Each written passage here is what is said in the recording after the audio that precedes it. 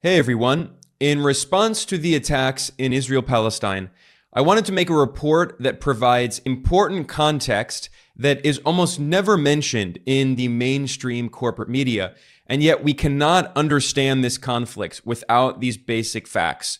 First of all, in Gaza, there are 2.3 million Palestinians living under an illegal Israeli blockade. Israel controls everything that enters and leaves Gaza. This is an open-air prison. Even the former British Prime Minister referred to this as an open-air prison. This has gone on for 16 years and it's completely illegal. Secondly, according to international law, Palestinians have a legal right to armed resistance. Today, I'm going to look through the letter of the law. I'm going to look at United Nations resolutions that show clearly that Palestinians have a right to armed resistance against Israeli colonialism. And three, Israel is a colonial apartheid regime. It used to be controversial to say this, but it no longer is. Even mainstream Western human rights organizations like Amnesty International and Human Rights Watch and UN bodies have acknowledged that Israel is committing a crime against humanity by carrying out a system of apartheid against the Palestinian people. These are all very important facts. I'm going to go through the evidence today from mainstream sources showing this, and yet this context is almost always omitted from mainstream corporate media coverage of Israel-Palestine, which always portrays attacks by Palestinians as illegitimate, or the US government claims the attacks are unprovoked, which is completely absurd. Now, because I'm doing this video on YouTube, and YouTube is notorious for censoring videos about Israel-Palestine that criticize Israeli apartheid, I do have to be a little careful with some of the language and the terms I use. Every time I do a video about Israel-Palestine, the YouTube algorithm always prevents people from seeing it, really pushes down the numbers. And of course, this very censorial environment prevents me as a journalist from being able to fully explain everything in detail. But here are the basic facts that you should know. First of all, the conflict in Israel-Palestine is not about religion. A lot of Western analysts try to portray this as a religious conflict between Muslims and Jews. First of all, there are many Palestinian Christians as well. It's not religious, but this is a lazy analysis. In reality, this is a conflict about national liberation and self-determination. This is also similar to the very lazy and misleading analysis that blames the violence in Northern Ireland on religion. It's not a religious conflict. It's a conflict about colonialism, of Irish nationalists resisting British colonialism so they can unify Ireland, which is partially occupied by British colonialism. It's not a conflict between Catholics and Protestants. Now, because this is a struggle of national liberation and one nation tends to be largely Catholic and one tends to be largely Protestant, people try to map it religiously, but in fact, it is fundamentally a political conflict like the conflict in Israel-Palestine. It is a conflict about colonialism. Israel as a state was born out of European colonialism. Theodor Herzl, the father of the modern political Zionist movement, which called for the creation of a Jewish state in Palestinian Arab territory, he wrote a letter to the infamous British colonialist Cecil Rhodes, who got rich stealing the natural resources of Africa. And in fact, he had an entire colony named after him, Rhodesia, which is modern-day Zimbabwe. In this letter to Cecil Rhodes, Herzl said that his plan for creating an Israeli state was, quote, something colonial. He referred to it as a European-style colony, which is what it was. And then in 1917, the British Empire issued the Balfour Declaration, in which the British Empire officially endorsed the creation of a European-style colonial Jewish state in Palestinian territory. Again, this is at the peak of the British Empire. Israel has always been a colonial project. Then in 1948, militias from the Zionist movement, which sought to create an Israeli state, they ethnically cleansed hundreds of thousands of Palestinians, kicking them off their homelands in what is known as the Nakba. And today there are now millions of Palestinians in the diaspora who do not have the right to go back to their homeland. This led to the creation of an entire United Nations agency called UNRWA, the UN Relief and Works Agency for Palestine Refugees. And today they have 6 million Palestinian refugees registered. Again, they're not able to return to their homeland because of Western-backed Israeli colonialism. Then in 1967, Israel occupied the West Bank, which is where still millions of Palestinians today live under an illegal apartheid regime of occupation, military occupation by Israeli forces. Israel also occupied Syria's sovereign territory of the Golan Heights, which remains illegally militarily occupied by Israel. And today we're going to be talking about Gaza. Israel also occupied the Gaza Strip near Egypt, and Israel has maintained a suffocating blockade of Gaza. In 2022, UNICEF, the United Nations Children's Fund, published a report on the humanitarian impact of 15 years of the Israeli blockade of the Gaza Strip. And there are a lot of very inconvenient facts in here that I want to go through because, again, they're almost never mentioned in the mainstream corporate media. UNICEF notes that the Israeli blockade was imposed on Gaza in 2007. So now it has been 16 years of a blockade. And this is not just a land blockade. It is also a sea blockade and an air blockade. Israel controls everything that goes in and out of the territory. Gaza has no sovereignty. As UNICEF puts it, Israel has significantly exacerbated previous restrictions, limiting the number and specified categories of people and goods allowed in and out through the Israeli-controlled crossings. Israeli forces have largely restricted access to areas within 300 meters of the Gaza side of the perimeter fence with Israel. So they've surrounded Gaza with a massive fence. And whenever Palestinians protest inside Gaza, Israeli snipers shoot them, including not only peaceful protesters, but also medics, also journalists. The United Nations investigated and found that Israel intentionally shot and in many cases killed Palestinian medics and journalists during massive protests over months in Gaza in 2018 as part of the Great March of Return. UNICEF also pointed out that Israeli forces restrict access off the Gaza coast, currently only allowing fishermen to access 50% of the fishing waters that were allocated to them under the Oslo Accord. So again, violating these agreements that Israel signs. Furthermore, the unemployment rate in Gaza is one of the highest in the entire world, 46.6%. Nearly half of Gazans do not have a job. Among youth, it's even more outrageous. Nearly two-thirds, 62.5% of youth in Gaza do not have a job because Israel prevents them from having an economy. 1.3 million out of 2.1 million Palestinians in Gaza, that is 62%, require food assistance.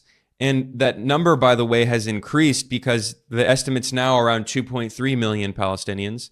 And there's only one power plant in Gaza, and Israel constantly bombs it, destroying it, which means that the only capacity that it can reach is 50% of the electricity demand in Gaza, which means that there are rolling power cuts and they average 11 hours a day. So basically, if you live in Gaza, you only have electricity half the time.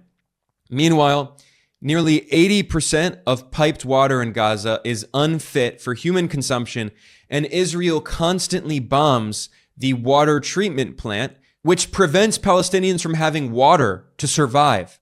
This is why figures even like the conservative former Prime Minister of the UK, David Cameron, have admitted that Gaza is an open-air prison. This should not be a controversial statement. It is an open-air prison camp with 2.3 million Palestinians trapped under an Israeli blockade. This is one of the most densely populated regions of the world, and yet they're treated like cattle. They're not treated like human beings. In fact, documents from Israel's defense ministry prove that Israel controlled the amount of food that can be imported into Gaza in order to, quote, put Palestinians on a diet, to control their access to food. This was reported on a decade ago in the Guardian newspaper, and they say very clearly, this is, the establishment British mouthpiece, they say, quote, the Israeli military made precise calculations of Gaza's daily calorie needs, according to files the Defense Ministry released. Israel also maintained a list of foods that were permitted and banned from Gaza. Israel calculated the calorie needs for Gaza's population so as to restrict the quantity of food it allowed in. And a diplomatic cable released by WikiLeaks, which is why the journalist Julian Assange is in prison and is facing life in prison. WikiLeaks published a U.S. diplomatic cable that it quoted Israeli diplomats as saying they wanted to, quote, keep Gaza's economy on the brink of collapse. And a human rights organization inside Israel called Gisha said, quote, the official goal of the policy was to wage economic warfare, which would paralyze Gaza's economy.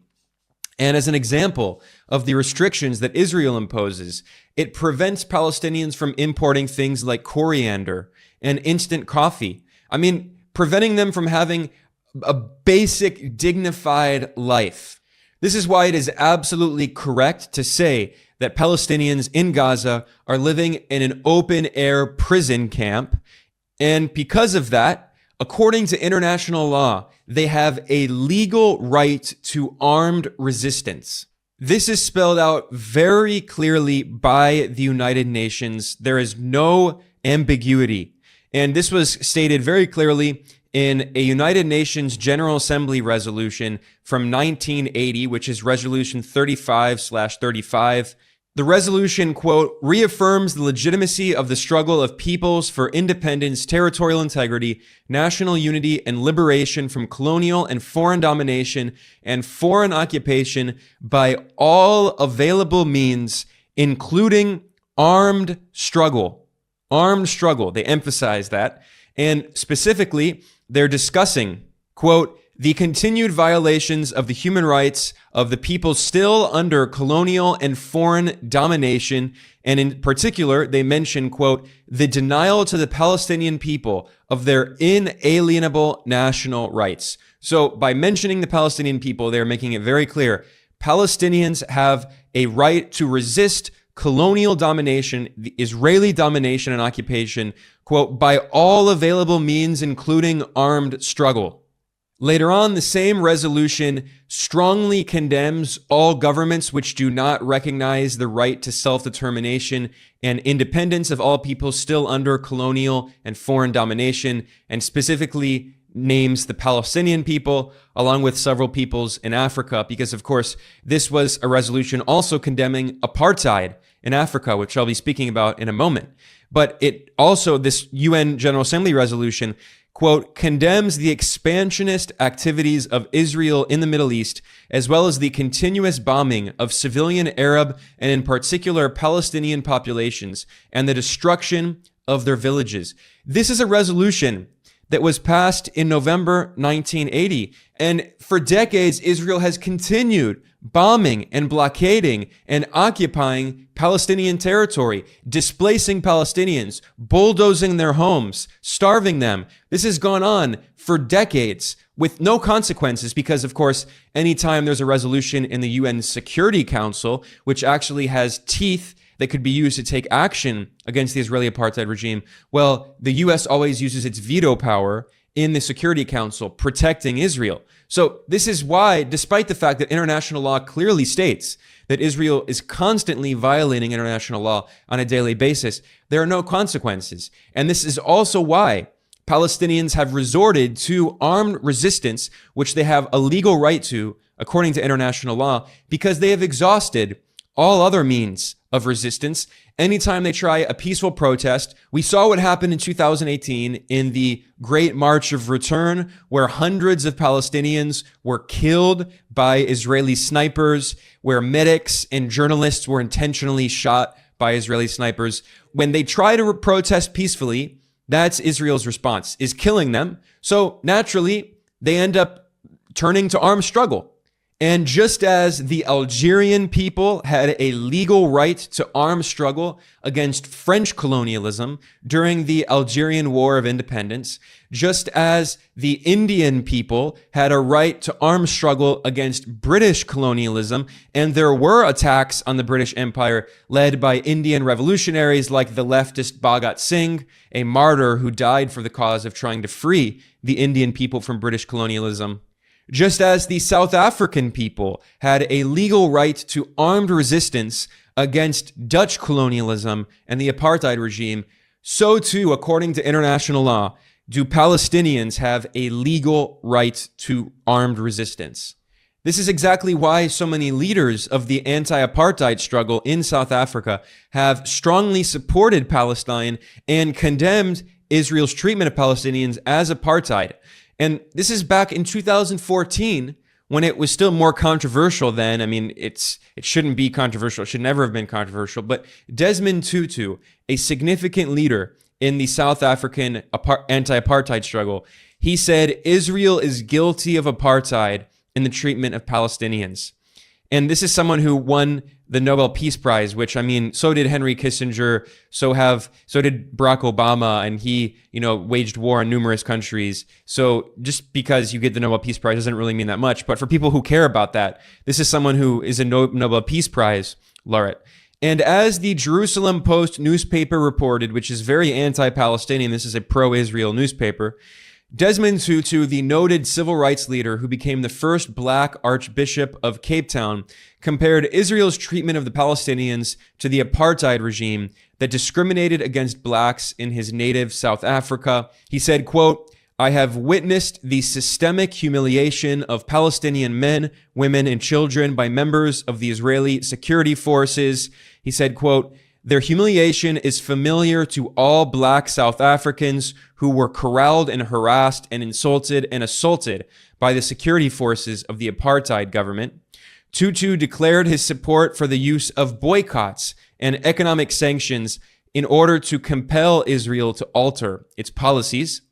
Quote, "In South Africa, we could not have achieved our democracy without the help of people around the world who, through the use of non-violent means, such as boycotts and divestment, encouraged their governments and other corporate actors to reverse decades-long support for the apartheid regime." Quote, "The same issues of inequality and justice today motivate the divestment movement trying to end Israel's decades-long occupation of Palestinian territory and the unfair and prejudicial treatment of the Palestinian people by the Israeli government ruling over them." So this is him supporting the BDS movement, boycott, divestment, and sanctions. And Tutu said, "Those who turn a blind eye to injustice actually perpetuate injustice. If you are neutral in situations of injustice, you have chosen the side of the oppressor." The most famous anti-apartheid leader, Nelson Mandela, who was the first president of South Africa after ending the apartheid regime, he also made very similar comments in support of Palestine. He openly supported the Palestine Liberation Organization, the PLO, and Mandela said, quote, "We identify with the PLO because just like ourselves, they are fighting for the right of self-determination." He specifically praised Yasser Arafat, who was the leader of the PLO. And Mandela said, quote, "Arafat is a comrade in arms and we treat him as such." And then in a 1997 speech on the International Day of Solidarity with the Palestinian people, Mandela said, quote, "We know too well that our freedom is incomplete without the freedom of the Palestinians." And by the way, I should point out that Mandela was imprisoned for 27 years by the South African apartheid regime, and the CIA played a key role in his arrest. In fact, the CIA gave intelligence to the South African apartheid regime, which was used in order to imprison him. So the US played the key role in imprisoning Nelson Mandela. And why? Because one, Mandela refused to oppose armed struggle. He said that the people of South Africa, black people, have a legal right to armed resistance against the racist apartheid regime. And he And despite being tortured and imprisoned for 27 years, he never condemned that legal right to armed resistance, which is how ultimately the apartheid regime ended, along with the boycott support internationally. And of course, because Nelson Mandela was always very close to the Soviet Union. And there are even some reports that Mandela was a leading member of the South African Communist Party, which is, of course, never mentioned because so often what happens with people like Mandela, like Martin Luther King Jr., is they are later whitewashed, especially after their death, and they're portrayed as these advocates for, peace and turning the other cheek, when in fact, Mandela always supported the right of armed struggle and always supported the rights of Palestinians to resist Israeli colonialism. And still today, the South African government stands with Palestine, and the African National Congress Party, the ANC party of Nelson Mandela, supports Palestine. Back in 2021, the current president of South Africa, Cyril Ramaphosa, compared the Israeli blockade of Gaza to apartheid. He said that it, quote, brings back terrible memories of apartheid. I mean, this has become so uncontroversial at this point that now even mainstream human rights organizations like Amnesty International published a report in 2022 in which it states, quote, Israeli authorities must be held accountable for committing the crime of apartheid against Palestinians. Israel enforces a system of oppression and domination against the Palestinian people. This includes Palestinians living in Israel and the occupied Palestinian territories, as well as displaced refugees in other countries. Amnesty published a lengthy report that details massive seizures of Palestinian land and property, unlawful killings, forcible transfer, drastic movement restrictions, and the denial of nationality and citizenship to Palestinians, which are all components of a system which amounts to apartheid under international law and constitutes a crime against humanity. And Amnesty International called on the International Criminal Court to consider the crime of apartheid in its investigation in the occupied Palestinian territories. Although I should point out that's not going to happen because the ICC, after pressure by Western governments and by Israel, replaced its chief prosecutor with a British prosecutor who immediately dropped the investigations into Israeli atrocities and war crimes in the occupied Palestinian territories. He also stopped the ICC's investigation into war crimes committed by the U.S. military in Afghanistan. So that's the biased International Criminal Court for you. But the point is that it's become so uncontroversial that Israel is an apartheid regime that even the former chief of Mossad, which is the top Israeli intelligence agency, spy agency, which assassinates Palestinians. I mean, this is an organization that has so much Palestinian blood on its hands. Well, the former chief of Mossad also admitted that Israel is carrying out an apartheid regime. This is according to an interview published in September by the Associated Press. And it notes, a former head of Israel's Mossad intelligence agency told the Associated Press that Israel is enforcing an apartheid system in the West Bank. This is incredible because I remember a decade ago as a journalist constantly being smeared, demonized, lied about because I correctly stated that Israel was an apartheid regime carrying out crimes against humanity against the Palestinian people. And yet, at that time, this was seen as a very controversial position. Now it's so uncontroversial that Amnesty International, the former chief of Mossad, and other top Israeli officials have admitted this. So the next step to point out is that, again, according to the letter of international law, Palestinians have a legal right to armed resistance against apartheid, just as South Africans had a legal right to armed resistance against apartheid.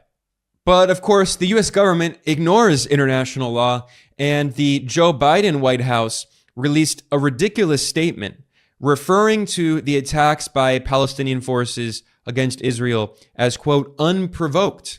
By definition, they are not unprovoked. I mean, there's no mention of the millions of Palestinian refugees, the destruction of their houses, the bulldozing of their houses, the blockade of Gaza, the occupation of the West Bank, the borderline starvation diet that Palestinians are put on, the destruction of farmland so Palestinians cannot feed themselves and their families, the humiliation, the racism, the apartheid. By definition, this is the opposite of unprovoked. These are very much provoked attacks.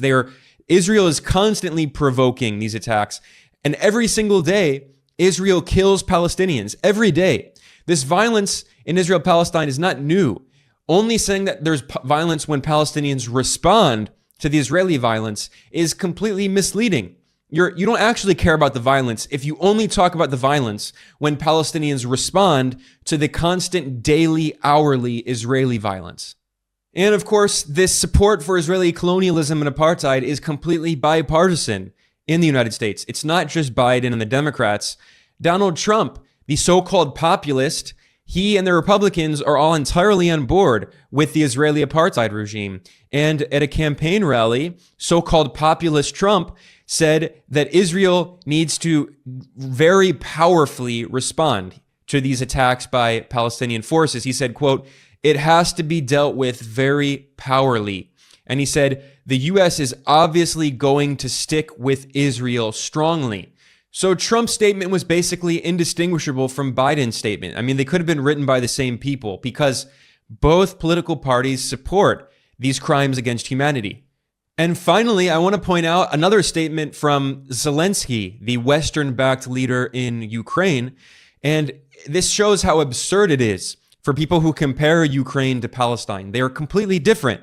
Zelensky is wholeheartedly standing with the Israeli colonialist apartheid regime. He viciously condemned these attacks by Palestinian forces, and he said, quote, "Israel's right to self-defense is unquestionable." How is Israel defending itself when it's the aggressor? Israel is the apartheid regime that is blockading Gaza, occupying the West Bank, killing Palestinians on a daily basis, bombing Gaza regularly, destroying its infrastructure, keeping its people on a borderline starvation diet.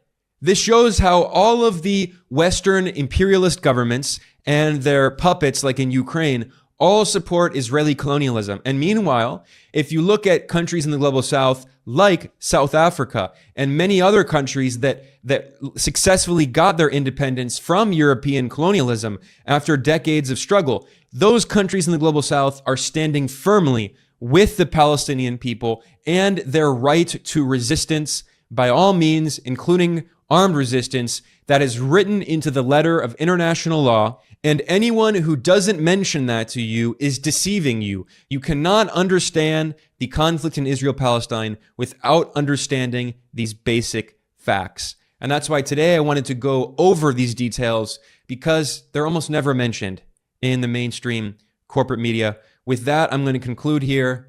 I'm Ben Norton. This is Geopolitical Economy Report. I want to thank everyone for joining me today. Please subscribe on whatever platform you're watching or listening on. If you're on YouTube, please like the video and subscribe to our channel. It helps to promote our material in the algorithm. And if you prefer listening to these as a podcast, you can check out the Geopolitical Economy Report podcast and subscribe to that. And with that said, I'm going to be back very soon with lots more coverage. So I want to thank everyone. I'll see you next time.